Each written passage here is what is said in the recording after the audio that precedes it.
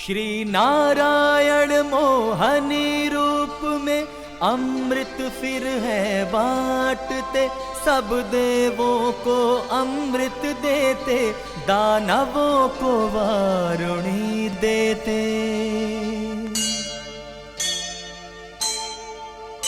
एक राक्षस देवों की पंक्ति में अमृत है आकर पीता, नारायण का फिर चक्र चला बह, राहु केतु है बनता।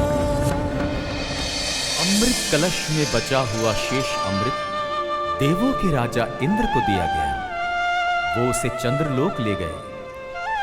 अमृत कुंभ शरद पूर्णिमा की रात को अपने गुप्त स्थान से निकाला जाता है और चंद्रदेव द्वारा अमृत की कुछ बूंदों का पृथ्वी पर छिड़काव किया जाता है।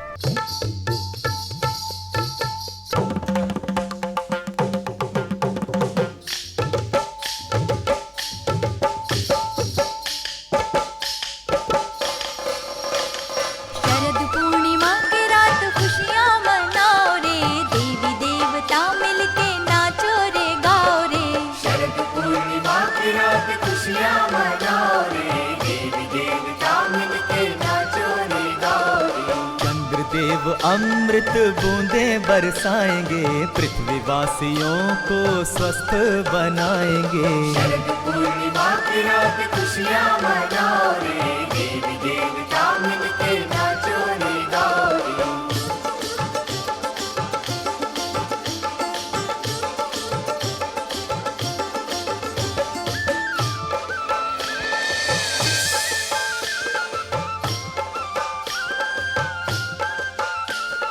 जिस अमृत को पी करके सारे देवगण अजर अमर है। दिव्य शरीर है, दिव्य रूप है, प्रसन्न है, सब सुंदर है।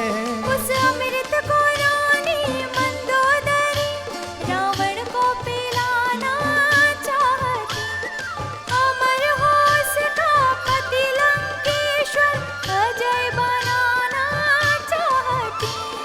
अमृत की महिमा को शीश झुकाओ रे, देवी देवता मिलके नाचो रे गाओ रे।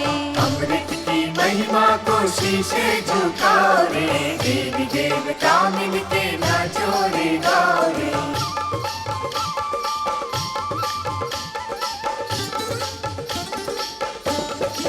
हो अमृत बूंदे गिराने की आई ये रात है। अमृत की रात है, अमृत की रात है, पृथ्वी लोक वासियों के जीवन की रात है। अमृत की रात है, अमृत की रात हो है, तीनों लोकों में छाई खुशियों की ये रात है। अमृत की रात है, अमृत की रात है।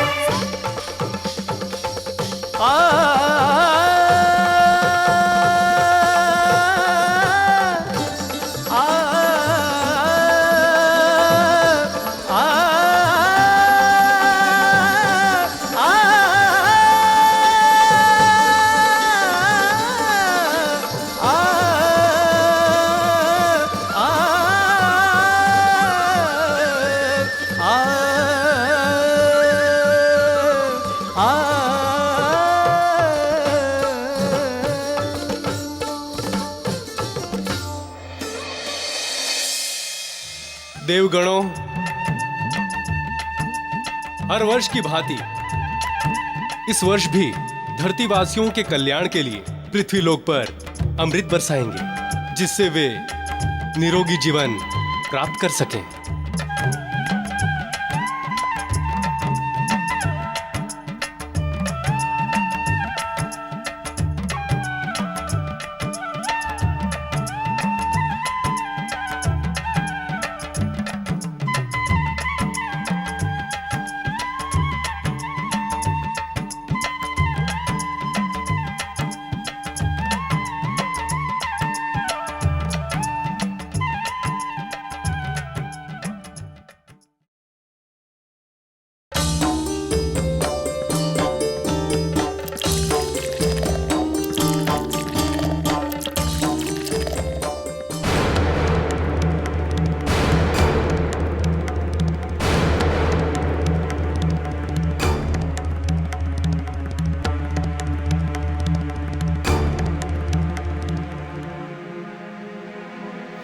ये क्या?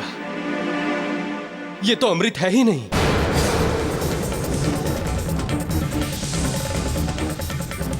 जल है ये, जल है ये।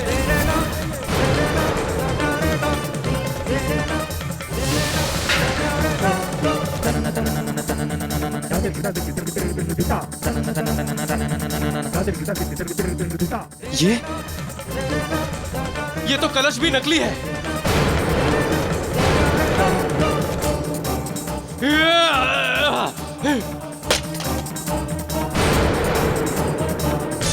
किसने किया ये दुस्साहस? सैनिकों, जाओ, असली कलश ढूंढ कर लाओ। जाओ।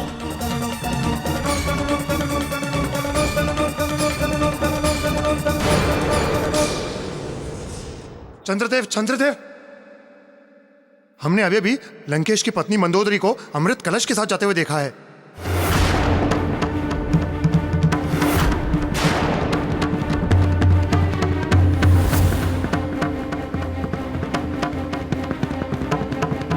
तो मेरा संदेह सत्य ही निकला। जाओ, पकड़ो उसे। वो अमृत कलश चंद्रलोक से बाहर नहीं जाना चाहिए, अन्यथा अनर्थ हो जाएगा। जाओ। जी।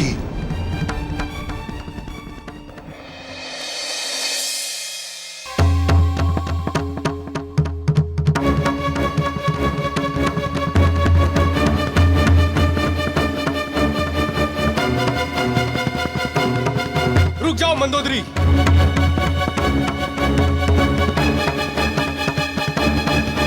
मंदोदरी रुक जाओ। सैनिकों, अन्य दिशाओं से जाकर मंदोदरी को चारों ओर से घेर लो। चंद्रलोक से कलश लेकर ना जाने पाए वो। हमें हर हाल में रोकना ही होगा उसे। जाओ। जी।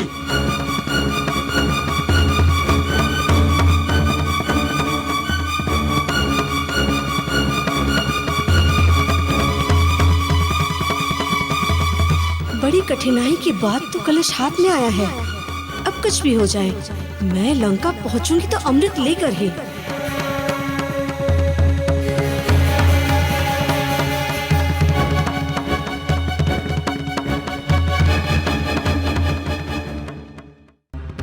मंदोदरी, लौटा दो वो कलश। मंदोदरी रुक जाओ। उस कलश पर तुम्हारा कोई अधिकार नहीं है मंदोदरी। हाँ, अधिकार है चंद्रदेव। आप देवताओं ने असुरों के विश्वास को तोड़कर उनके साथ छल किया था। इस कलश पर असुरों का उतना ही अधिकार है जितना कि देवताओं का। नहीं मंदोदरी, असुर इस लायक नहीं है। विध्वंस और अधर्म पे चलते हैं वो, और इसीलिए विष्णुदेव ने ये कलश देवताओं के अधिकार में दिया था। वो सब मैं नहीं जानती। मेरे पति का अधिकार है इस अमृत पर, और मैं उन्हें ये अमृत देकर अपना वचन पूरा करूंगी। मंदोदरी रुक जाओ। इस कलश के साथ मंदोदरी को धरती लोक पर कदापि नहीं जाने दूंगा। जाओ, पकड़ो उसे। जी। जाओ।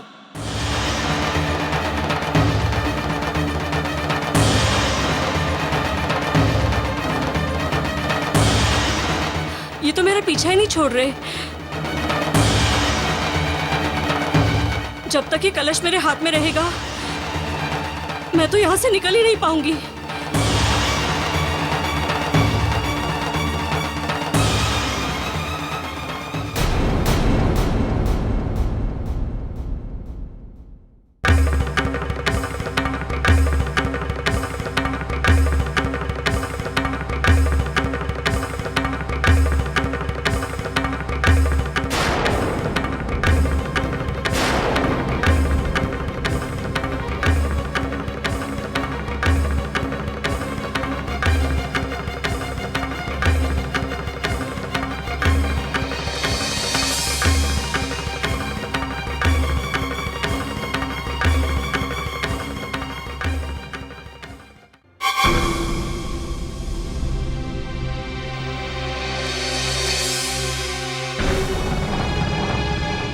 ये रहा कलश। चलो।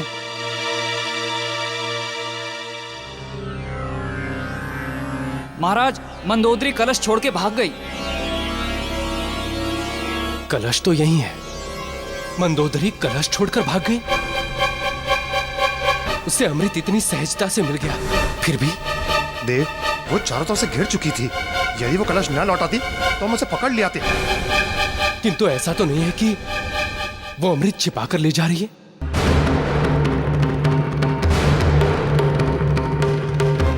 यदि अमृत की एक भी बूंद रावण तक पहुंच गई तो बहुत बड़ा अनर्थ हो जाएगा। नहीं, हमें मंदोदरी को चंद्रलोक की सीमा पार करने से पहले ही रोकना होगा।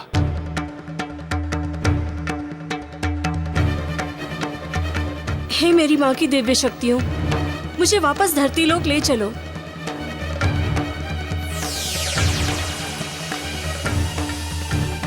रुक जाओ मंदोदरी!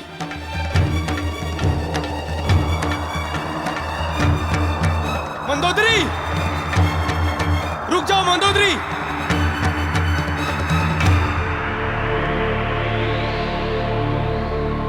मंदोदरी, पत्नी धर्म निभाने के लिए तुम सारे संसार को संकट में डालने जा रही थी। तुम खाली हाथ जा रही हो तो अच्छा है, अन्यथा बहुत बड़ा अनर्थ हो जाएगा।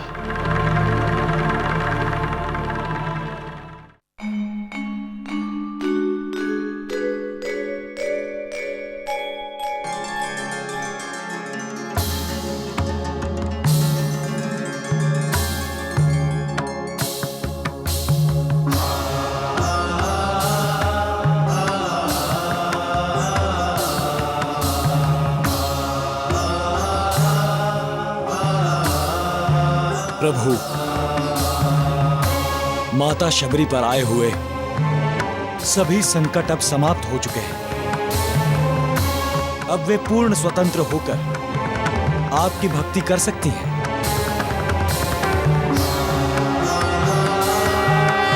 हे प्रभु, आज आप ही की कृपा से आपके भक्त हनुमान जी ने मुझे बचाया है। आपको कोटि कोटि धन्यवाद। जय बजरंग बली, जय बजरंग बली, जय बजरंग बली, जय बजरंग बली, जय बजरंग बली, जय बजरंग बली, जय बजरंग बली, जय बजरंग बली, जय बजरंग बली, जय बजरंग बली, जय बजरंग बली, जय बजरंग।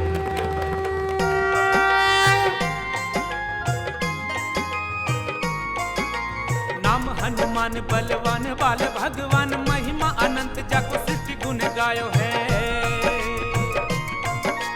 महाशक्ति दिव्य शक्ति ऐसो महावीर शक्ति, देखी देखी वैरिणी को अंतर कपायो है। अंजनी को मारुति, आपको देखकर ही मैं पहचान गई थी कि पवन पुत्र मेरी रक्षा के लिए आ गए हैं। किंतु ये हनुमान वाला वेश? देवी शबरी, मैं इस रूप में रहूंगा या हनुमान रूप में? प्रभु के भक्तों को संकट से बचाने के लिए मैं किसी भी रूप में आ सकता हूँ। मुझे इस रूप में आने की अनुमति प्रभु से ही मिली थी। मारुति, आज आप न आते तो अनर्थ हो जाता। मेरे लिए तो आप भी श्री राम के समान ही पूजनीय है। ऐसा मत कहिए देवी, मैं तो बस प्रभु श्री राम के चरणों का सेवक हूँ। उनके भक्तों पर आए हुए संकट को मिटाना मेरा धर्म है। अब आप निश्चिंत होकर प्रभु श्री राम की आराधना कीजिए। प्रभु विष्णुदेव के अवतार हैं। समय आने पर वो आपका उद्धार अवश्य करेंगे। मारुति, मेरी भक्ति में आने वाली सभी बाधाओं को तो आपने दूर कर ही दिया है। आपका ये उपकार कैसा देवी? आपने किष्किंधा में मेरी सहायता की थी। आपकी सहायता करके मुझे वो ऋण उतारने का अवसर मिला है।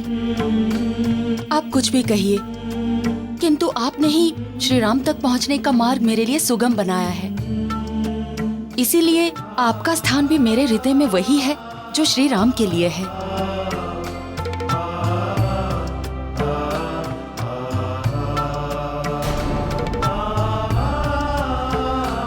ये आप क्या कर रही हैं देवी? ये ऋण मैं जीवन भर नहीं उतार पाऊंगा। आप प्रभु की भक्त हैं और मैं उनका सेवक हूँ। मैं उनकी बराबरी नहीं कर सकता।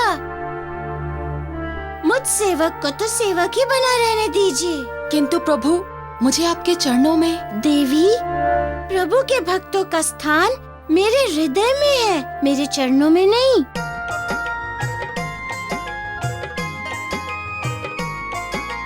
नाम हनुमान बलवान बाल भगवान, महिमा अनंत जाको सृष्टि गुण गायो है।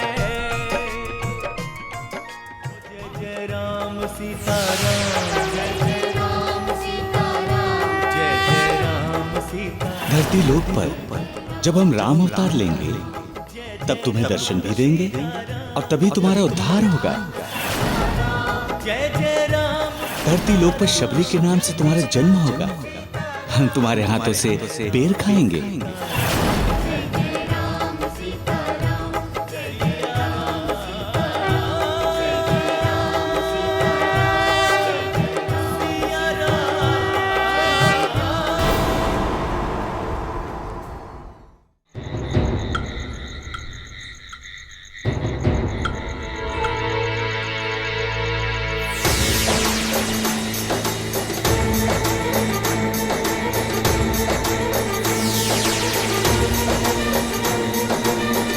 अच्छा हुआ मंदोदरी आ गई।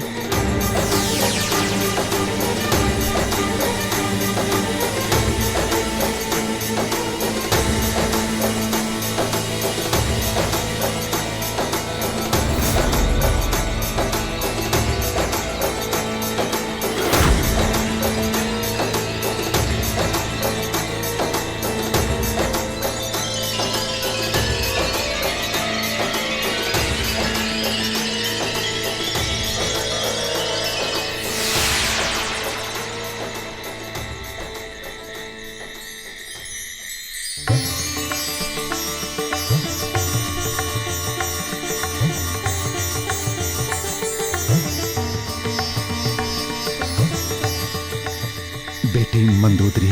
पिताजी, माँ।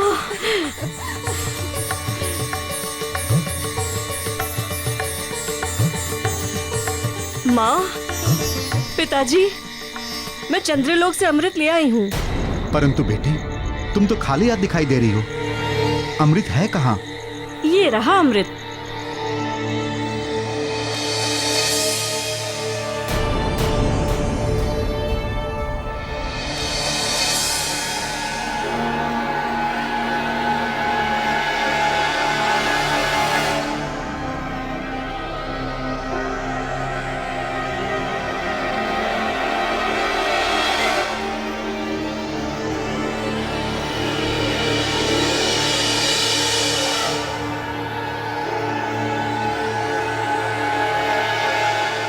पर पुत्री, इतना सा अमृत, एक तो बूंद अमृत से क्या होगा पुत्री?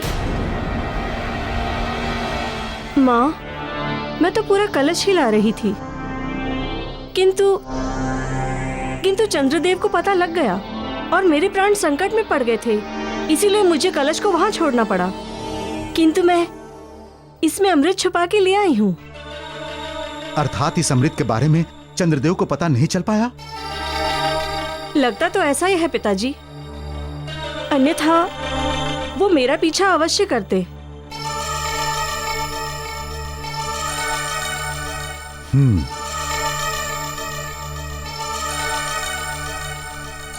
अब मेरी बात ध्यान से सुनो। इस अमृत के बारे में किसी को कुछ भी पता नहीं चलना चाहिए। ये आप क्या कह रहे हैं पिताजी? मंदोदरी, अब मैं तुम्हें बता रहा हूं कि इस बूंद भर अमृत से लंकेश अमर कैसे हो सकते हैं। पंच तत्वों से निर्मित ये मानव देह सैकड़ों नाड़ियों से बना है, जो रक्त संचालन, प्राण वायु और भोजन आदि के कार्यों को सुचारू रूप से संचालित करती है। इन समस्त नाड़ियों का केंद्र नाभि में होता है। यदि इस अमृत की बूंद को लंकेश की नाभि में स्थापित कर दी जाए तो वो अमर हो जाएंगे।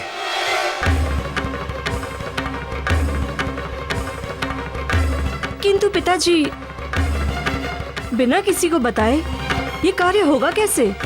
मंदोदरी, असुरों की नगरी लंका में मात्र तुम्हारे देवर विभीषण ही ऐसे हैं जो असुरी संस्कृति से दूर धार्मिक विचारधारा वाले हैं। उन्हें आयुर्वेद का अच्छा ज्ञान है। उन्हें विश्वास में लेकर तुम उनसे ये कार्य करा सकती हो।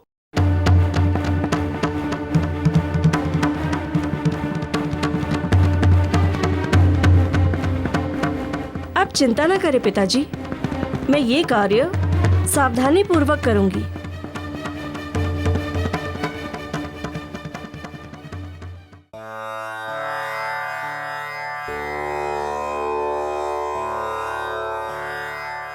गुरुदेव, देवी शबरी आ गई है।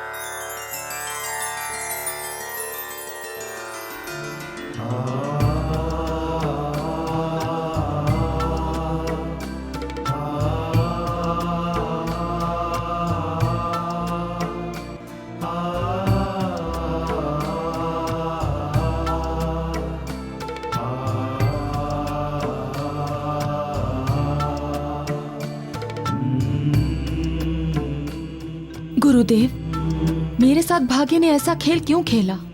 पति के अत्याचारों से तंग आकर सांसारिक जीवन त्याग कर मैंने तपस्विनी का जीवन अपनाया। वहां से भी मुझे बलपूर्वक ले जाया गया। शबरी, कभी कभी पिछले जन्मों के कर्मों का फल अगले जन्म में भी भोगना पड़ता है। यदि कर्म फल एक जीवन में पूर्ण नहीं होते तो अगले जीवन में बचे हुए कर्मों का फल इंसान को भोगना ही पड़ता है। इसीलिए कहते हैं सत्कर्म करो, उसी से मोक्ष प्राप्त होता है। किंतु गुरुदेव, मुझे इन दुखों से कब छुटकारा मिलेगा? कब मुक्ति मिलेगी? पुत्रे, अब तुम्हारे जीवन में कभी भी कोई विघ्न, कोई दुख नहीं आएगा। तुम श्री राम के नाम का जाप करो। श्री राम नाम की महिमा निराली है, वो अमृत के समान फलदायी है। तुम्हारा कल्याण भी श्री राम से ही होगा।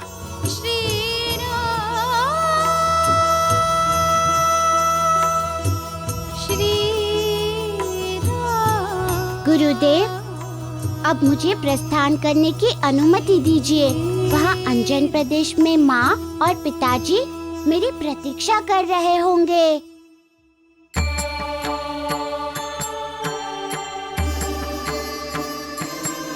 प्रभु, आपकी महिमा भी तो बड़ी निराली है।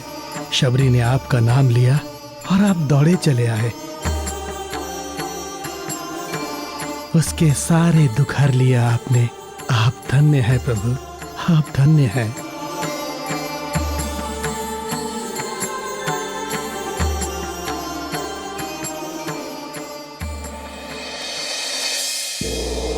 राक्षस वीरों, राक्षस वीरों, हमारा केवल एक ही स्वप्न था कि संपूर्ण संसार पर राक्षसों का विजय ध्वज फहराए।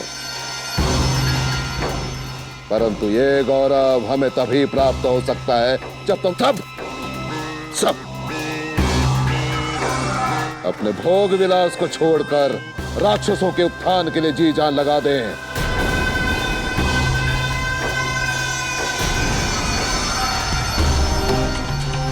हम राक्षसों का सर ऊंचा करने के लिए दिन रात प्रयास कर रहे हैं और तुम सब लज्जा से सर झुकाए बैठे हो। अरे नहीं चाहिए,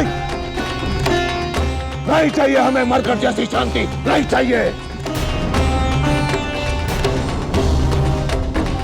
हमारा दरबार है रावण का दरबार।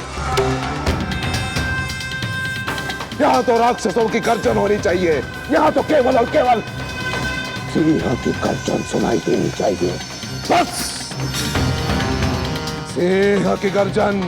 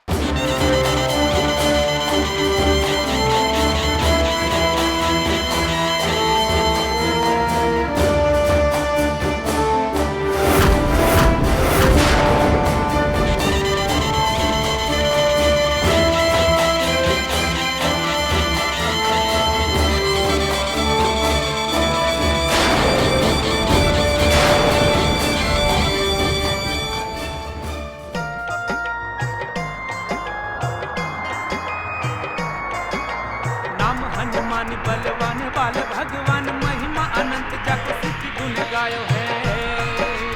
बाल हनुमान महाकाल भगवान धारे वैरी के अंत है तू गदा को उठायो है। वैरी के अंत है तू गदा को उठायो है। वैरी के अंत है तू गदा को उठायो है।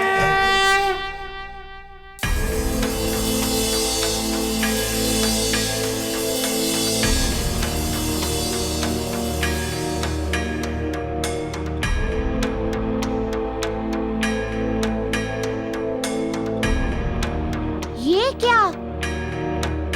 क्या हुआ इन सबको?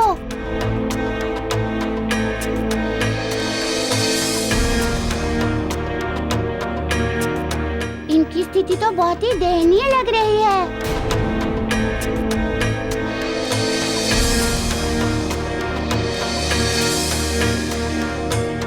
अवश्य ही कोई बहुत बड़ा अनर्थ हुआ इनके साथ। मुझे पता करना होगा कि क्या हुआ है इन्हें।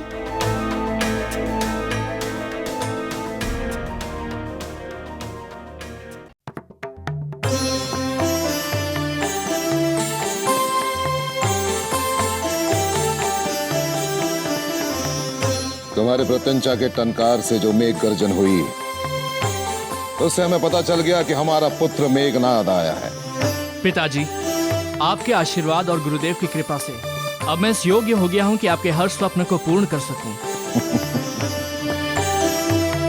ये जो सर झुकाए बैठे हैं, आपके महायोद्धा जो नहीं कर सके, अब वो मैं करके दिखाऊंगा। आज्ञा दीजिए पिताश्री। पुत्र, हमें तुम पे गर्व है। हमें पूर्ण विश्वास है कि तुम बड़े बड़े महायोद्धाओं को परास्त कर दोगे, परंतु अब तुम छोटे हो। तुम्हारा भाई अक्षय कहाँ है? मैं आ गया पिताश्री।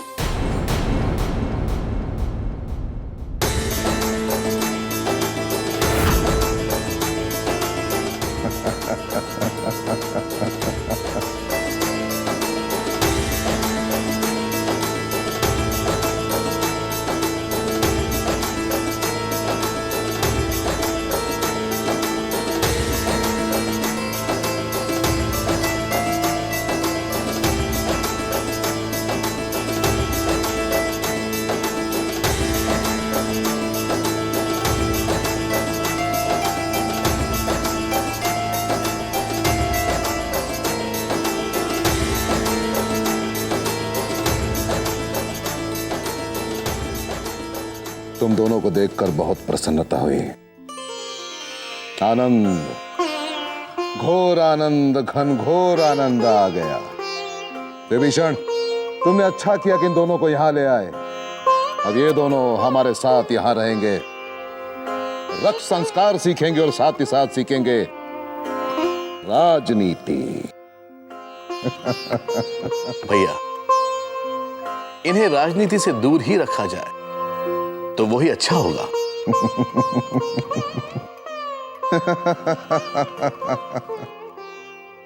तुम नहीं बदलोगे विभीषण।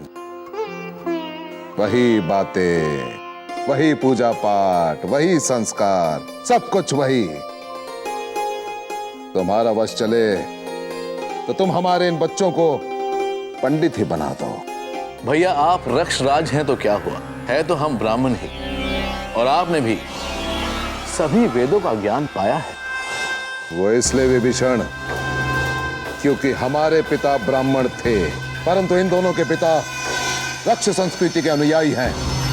ये दोनों राक्षस राज रावण के पुत्र हैं, इसलिए इन्हें रक्ष संस्कार देना ही उचित होगा। क्योंकि वैदिक संस्कार दुर्बल बनाता है और रक्ष संस्कार शक्ति और बल का प्रतीक है। पुत्रों, तुम्हारी माता तुम्हें लेने गई थी, वो कहाँ है? माता? पिताश्री, माता हमें लेने नहीं गई थी। हाँ भैया, भाभी तो वहां थी ही नहीं। आश्चर्य है, 3 दिनों से महारानी महल में नहीं है। कहां जा सकती है वो? आश्चर्य है।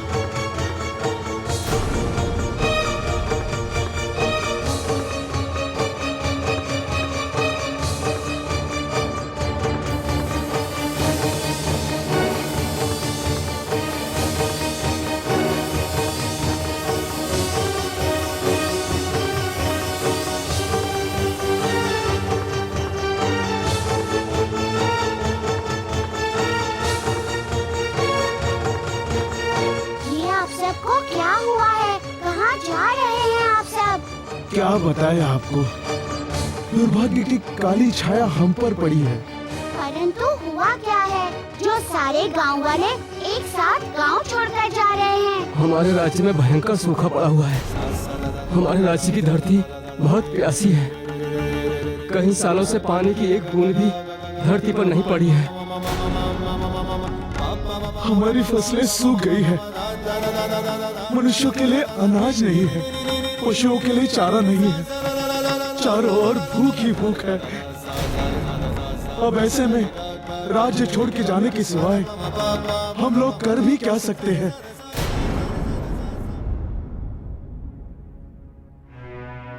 आप सब किस राज्य से आए हैं? आपके राजा कौन हैं? हम महाराज जनक के राज्य मिथिला से आए हैं। हमारे महाराज बड़े ही धर्म कर्म वाले हैं, विद्वत्ता और बल में अद्वितीय है। उनके बल के कारण ही महाबली लंकेश रावण आज तक मिथिला नगरी पर अपना अधिकार नहीं जमा पाए हैं। मिथिला के महाराज जनक तो माता सीता के होने वाले पिता हैं। उनके साथ ऐसा कैसे हो सकता है?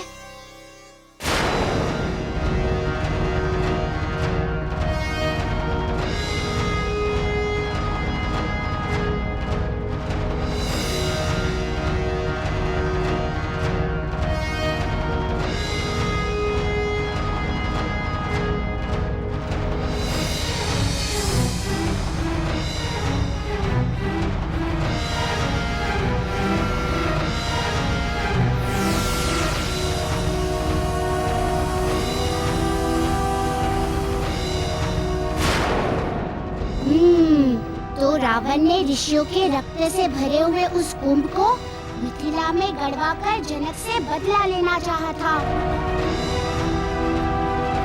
किंतु वो मूर्ख ये नहीं जानता कि उस रक्त कुंभ से ही वो देवी प्रकट होने वाली है, जिसके कारण उसका विनाश होगा। ये गांव वाले नहीं जानते कि मिथिला में साक्षात देवी लक्ष्मी पधारने वाली हैं।